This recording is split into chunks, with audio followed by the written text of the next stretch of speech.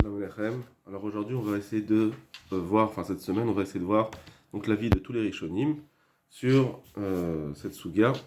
Donc je vous rappelle qu'il faut bien se concentrer parce que d'abord sûrement il va falloir que vous puissiez voir une fois, ensuite le revoir, après avoir vu d'autres Rishonim reprendre les premiers. Donc c'est vraiment un travail de Iyun pour savoir quels sont les Shitot. On va essayer de maximum déblayer et puis après Bezrat Hashem, je vous souhaite Hatzlacha. Alors, d'abord, on va commencer par le Rif, il est rapide, on va le voir rapidement. Euh, donc lui, le Rif, il ramène en fait Amaravuda Amarav. Donc on va le lire, comme ça, ce sera plus clair. Lichot Hanouka, Amarav Izira, Amarav. Donc il dit au nom de Rav. Donc, quand le Rif, il ramène une halakha, ça veut dire, c'est ça l'halakha. Mais qu'il y avait plusieurs avis, il n'en a ramené qu'un seul, donc ça veut dire qu'il a tranché sur les trois avis entre Ravuna, Rabbi Chia, Rav Chizda et Rabbi Zira Marav, il a choisi Ramarav, donc c'est ça la lacha que ça sera sur l'ishtamesh leora. Tilot ushmanim shamu chachamim medekin baim shabbat medekin baim bechonokah bemechon ben shabbat. Donc maintenant je passe très vite pour que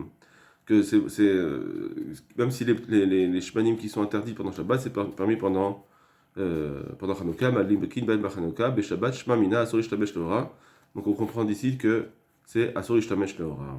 Donc voilà. Vekevan de asur l'ishtamesh leora lo atel etouye, parce que grâce à cela, il ne va pas venir à pencher pendant Shabbat, à pencher la menorah, et donc c'est pour ça que c'est moutard. Et tout, après le din de Kaftain Zakouk là. Donc ça on passe. Donc déjà il est possède comme Rabbi Damarav que En Mishtamesh Lin Menorah. Tanoura Banan, Ner Hanouka, Mizva la Necha al Petach Beto, etc. Il nous ramène aussi la mimra de Rava que quand on sait qu'il faudra mettre le shamash. Et enfin, il nous ramène aussi la troisième imra de Rav Yuda Marav, Asur l'Arsot. Alors ici, il y a plusieurs gersaot. Ici, il dit c'est Rav, alors qu'on avait chez nous Ravasi.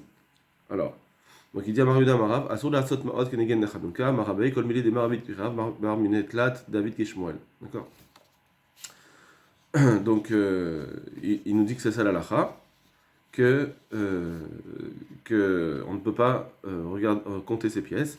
Et enfin, à la dernière, Amarava, Ayatofes Nechanuka Vomed Loasav Lokum. Si quelqu'un qui tient une Chanuka, si on ne l'a pas vu dans la Gemara, mais c'est intéressant de la voir, quelqu'un qui tient une Chanuka dans la main, il n'a rien fait. Ça veut dire pourquoi parce que c'est lui qui voit, il va dire, c'est pour lui qu'il a allumé cette Chanuka, cette menorah, c'est pas une Chanuka, c'est une lampe. Parce que comme il le tient avec sa main. Et on voit ici qu'il dit il n'a rien fait. Donc ça veut dire qu'il faut refaire avec bracha, il n'est pas quitte du tout. D'accord. Donc ce problème de équerre, de savoir est-ce que tu as allumé ta Hanouka avec, pour la mitzvah ou pas, ça engendre que peut-être qu'il n'est pas quitte du tout. Ok. Maintenant, donc il a ramené les memrot. D'accord. Je comprends, il a ramené que Asuri Shtamesh Lora, il a ramené la mimra de ne pas compter. Et de pas de mettre un shamash l'ishtamesh l'aura. Ok. Maintenant on va voir le balamar.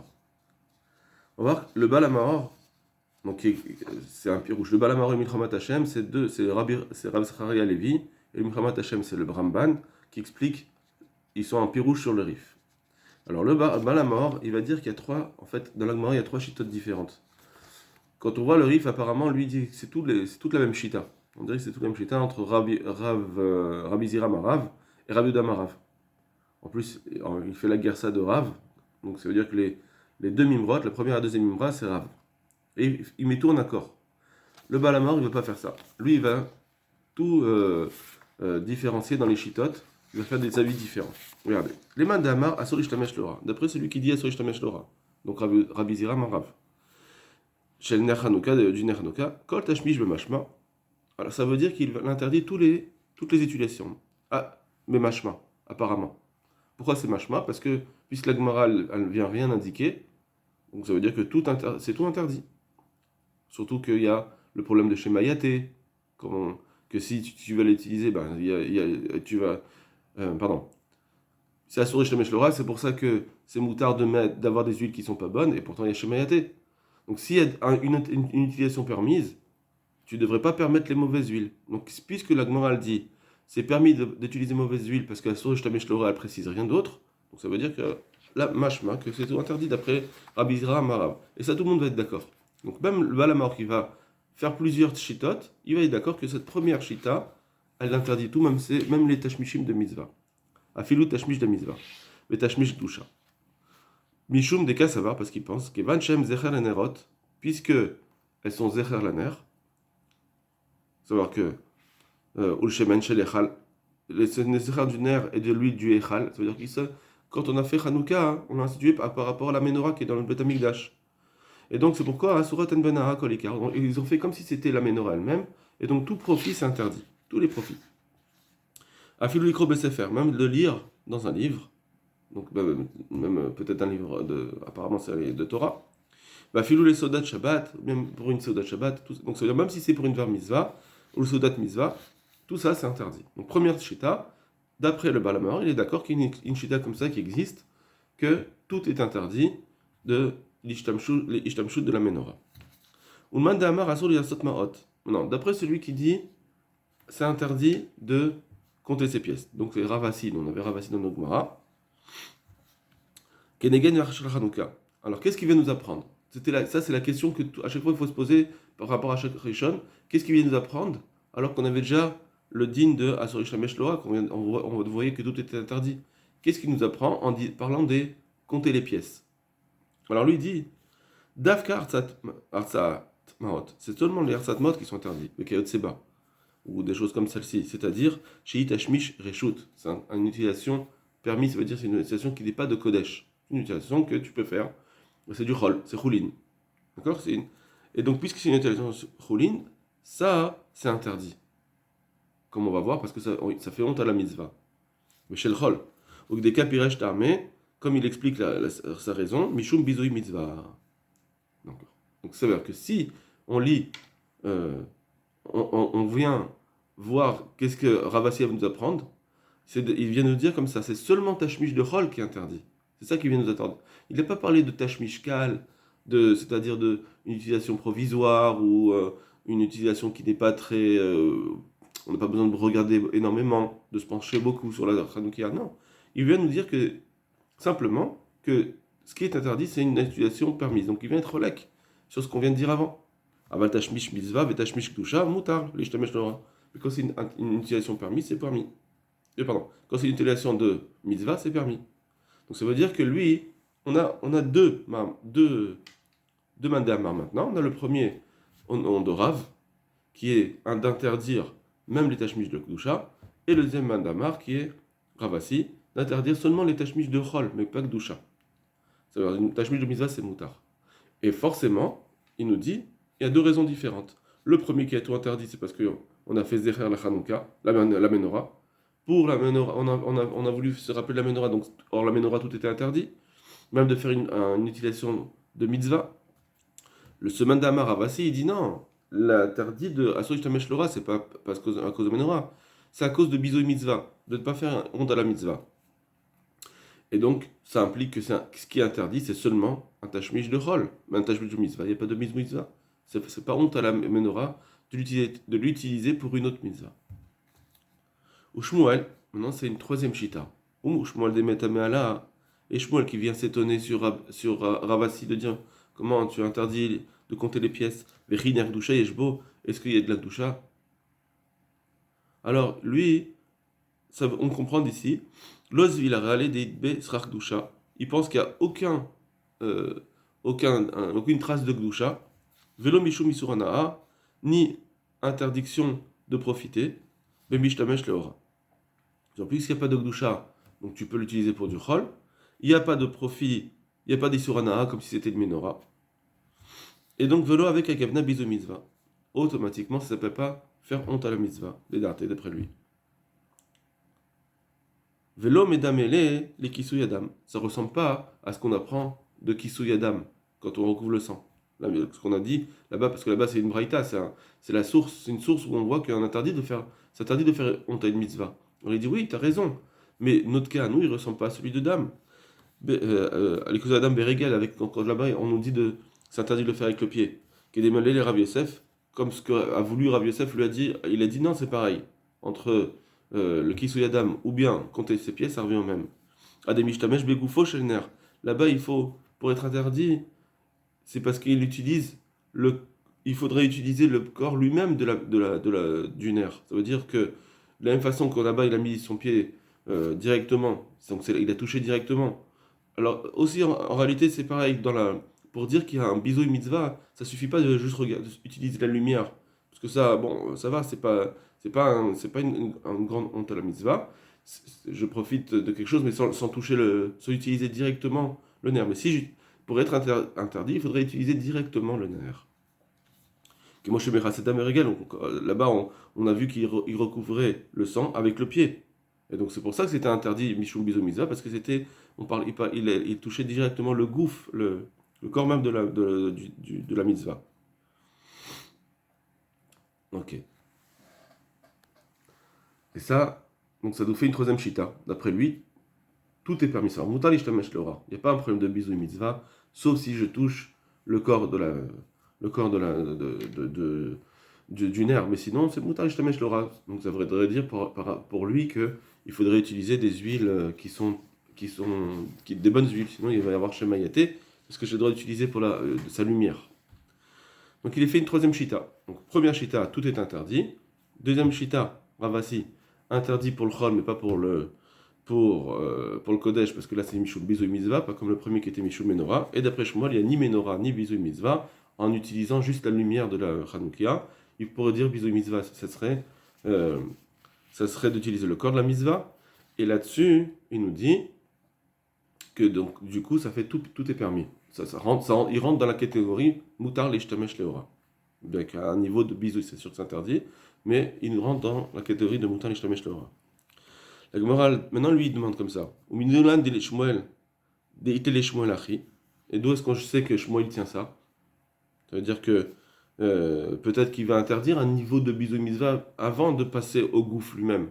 Peut-être que le bisou mitzvah, c'est interdit pour lui. Seulement, c'est vrai, peut-être que l'utilisation qu'il a faite, Ravasi, de compter ses pièces, que c'est rapide, il est un peu loin. On pourrait dire qu'il n'y a pas de problème là-dessus. C'est vrai que à Solish Lamesh Lora, d'utiliser la lumière directement, peut-être que Shmuel pense que c'est interdit.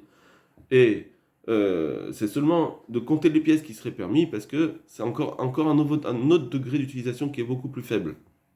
Et donc ça voudrait dire peut-être qu'il pense à Solish Lamesh Lora. Alors il dit comme ça. D'où je sais qu'il pense comme cela. Midé Fligo Rav Shmuel, parce qu'il y a une marloquette entre Rav Shmuel et Madiki Minalener au sujet de si on peut allumer la nerf Hanouka avec un autre nerf Hanouka, de Alma, là-bas, et donc là-bas, l'eau charré, Shmuel et la miner Lener. Là-bas, on a vu que Shmuel ne permettait que si c'était avec un nerf directement, pas en utilisant une allumette, un kessam. On met des motifs vers Ravia, Mima Sercheni, et puisque Ravavia il vient en contradiction en utilisant la braïta de Maaser Sheni, je vous ramène à l'Akbara qu'on a vu. Je parle mina de l'Oshare Shmuel Ishtamesh Begou Faner. Donc on comprend ici que effectivement Shmuel il était d'accord avec ça si j'utilise le corps du nerf, que ça serait interdit.